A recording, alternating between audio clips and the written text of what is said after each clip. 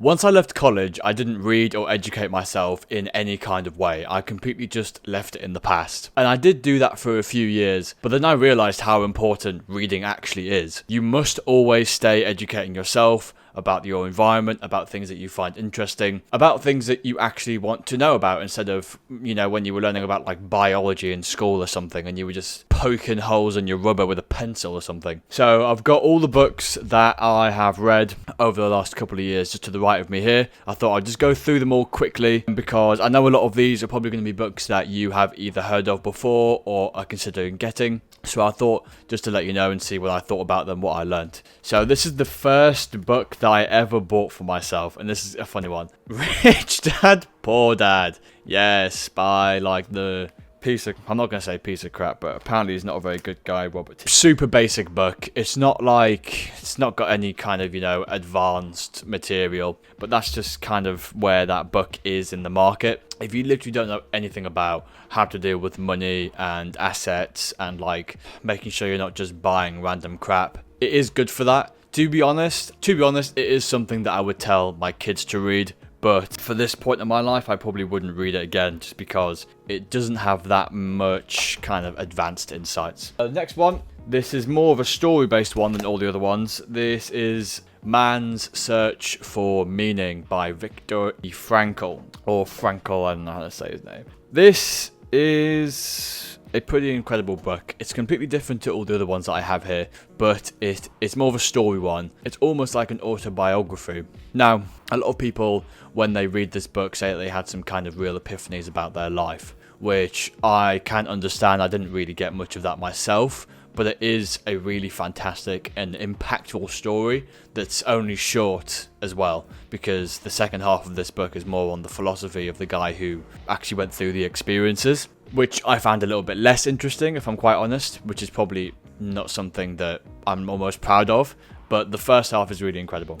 Breathe by James Nestor. I haven't actually read all of this, but what I did read, it was good, but that was a while ago. How to Win Friends and Influence People by Dale Carnegie. It's an interesting book, to say the least. I actually really enjoyed this book. I know it's amongst the like typical, male self-improvement books where it's like, oh, you gotta be the guy who's got all the influence or whatever, the popular guy who's got all the friends. But it is really important for kind of knowing how to be nice to people. Thankfully, during my upbringing, I've been taught that, so I'm actually pretty good already with socializing with people. But for a lot of people, they may actually need to learn that. And there were actually parts of the book where it kind of recontextualizes certain things that I realized in myself I liked when people did. Like, for example, when people just listen to you or want to hear more of a topic that they know you find interesting. Like, if I'm talking to my girlfriend about some like nerdy subject, like it feels really nice to me when she's like actively listening, and especially when she inquires further about the subject. And that was something that it talks a lot about in this book. So for that, it's really valuable. It is also good for confidence as well, in terms of, kind of going to parties and stuff like that. It's definitely something that's helped me out. I was a little bit nervous about that in the past, but in recent times, it's been a lot better. Testosterone by Carol Hoover. Now, this book is one of the ones that I actually read very recently. It's been appearing in my channel over the last kind of couple of weeks, 3 weeks. Fascinating book, really fascinating book. I take a large interest into testosterone itself, and having a full book on the story of it and how it interacts with our body is really interesting. And I think for a lot of guys, it's something that we should really read, because it also gives insights into our own psychology and why we might think a few things, why we might do certain things or feel a certain way about something, and the biological and ancestral habits and techniques that we would have learned way back then that we still might have to this day, which may alter our feelings towards certain things. And so I read this one shortly after I read all of my books are falling over. After I read ESTROGENERATION by Anthony J. Yeah. So this one is different to testosterone, and it's actually different to all the other books that I have here, because it's more of an avoidance kind of guide. instead of it being something that might teach you about your history or about how you can get better, it's more teaching you about something in the environment that you should really try and get rid of. So it's more of an exclusionary kind of tutorial book, if that makes sense. It tells you all about the shit that's in the tap water. It tells you all about the stuff that's in your shower gel and the foods that you eat and all the stuff like that, the plastics, and how that impacts your hormones, in particular estrogen, your estrogen receptors, and testosterone. Again, similar to the testosterone book, I think this is one that I'm not going to say every guy should read because a lot of guys aren't going to be interested, but it's definitely something that should be considered to be read because I definitely think I found great value in it, and I think the issues that are mentioned in the ESTROGENERATION book as well as the testosterone book are issues that may actually get worse in the future. So I think it's important that we keep our pulse on that. Keeping on topic with the environment and how it interacts with our body, I have the one that I most recently read is Ultra Processed People by Chris Van Tulken. I basically could not avoid this book anywhere I went for a while. It was everywhere, and it is a really good book. I'm going to be releasing a video, I think, in about a week on my actual thoughts on the book. I do think it has a really great message for the right person. For me, it kind of missed it a tiny little bit, although what he was saying was really important for having the alarm bells ring in my head and to, help me do some extra research on the topic. But he doesn't really put forward a plan for actually avoiding ultra-processed foods. But he also takes away all of the responsibility for keeping, a healthy weight away from people who might be overweight, which is something I can kind of admire because if you are overweight, the last thing you kind of want to hear is all the things that you've already heard. So he kind of gives it a different angle. But for me personally, I kind of wanted to learn more about the ultra-processed foods and the ingredients that are in it and how it affects us and ultimately how we can avoid it best. And he doesn't really go into that too much, but he does go into great detail about the ultra-processed food itself. Last Days of Socrates by Plato. It's been a long time since I read this one, but to my knowledge, I remember it being quite hard to read. It's my first philosophy book, and it is translated. Obviously, this wasn't written in English. This was in, bloody ancient Greek or whatever. But the way that Plato writes and the fact that it's a dialogue-based book instead of, a tutorial-based book on how to be stoic or whatever, it makes it a little bit easier to read. So I was actually really able to get some good things out of this book. The main body of the book is just all about kind of what is morality. Is morality tied to God or a religion or anything of the like? Which wasn't really a question that I was actually thinking about at the time where I picked up the book. But since it is a very interesting question, and I've been asked it a couple of times, what is morality? What is morality to you? In the book it says what is pious, at least that's my understanding of the pronunciation of it. And it is a pretty perfect introduction to philosophy in general. I do have a few other philosophy books that I'm not going to show today, just because they were just too difficult for me to get into. I'll quickly grab them now. So I had The Analects by Confucius, which I was a bit confused about, to be honest. And I also have the Nicomachean Ethics by Aristotle. Aristotle has a slightly different way of speaking and writing than Plato does. Plato has that dialogue-based writing, and then Aristotle kind of has an almost academic way of writing, where it's more like an internal journal of his, which includes tutorials and lists and stuff like that, which kind of lost me because I just don't really understand what they're talking about because their philosophy is so far ahead of all the readings that I've actually done.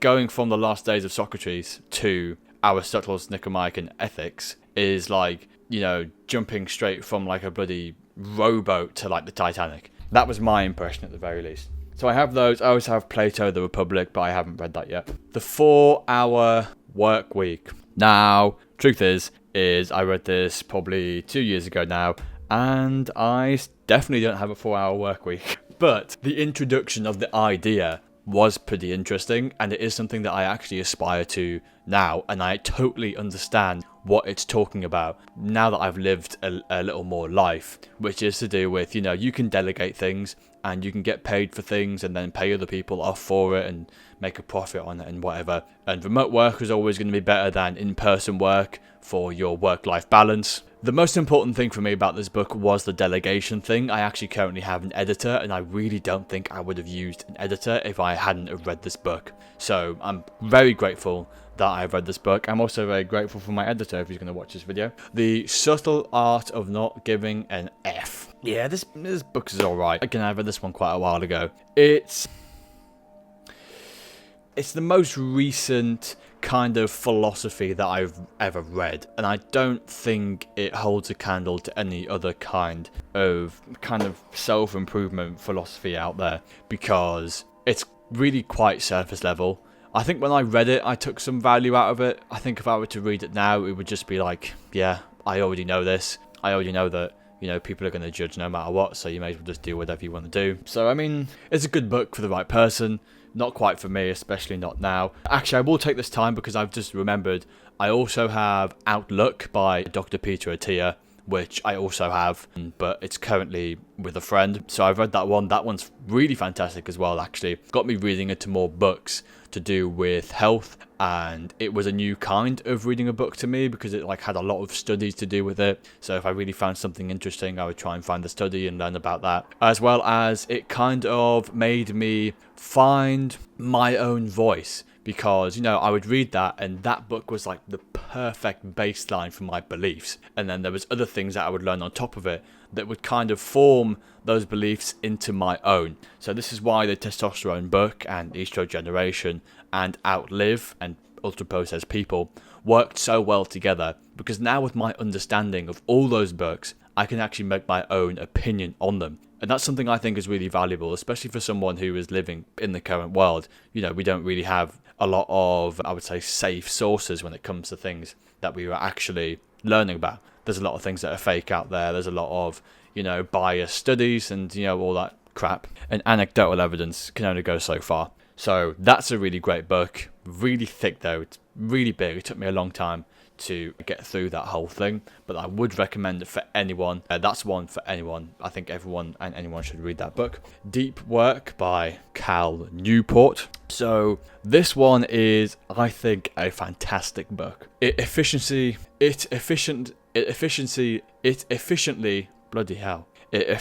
lays out the groundwork for how you can work harder. I think for me, and I know a lot of people will be relating with me on this topic in particular, but it can be really, really hard to focus just on anything.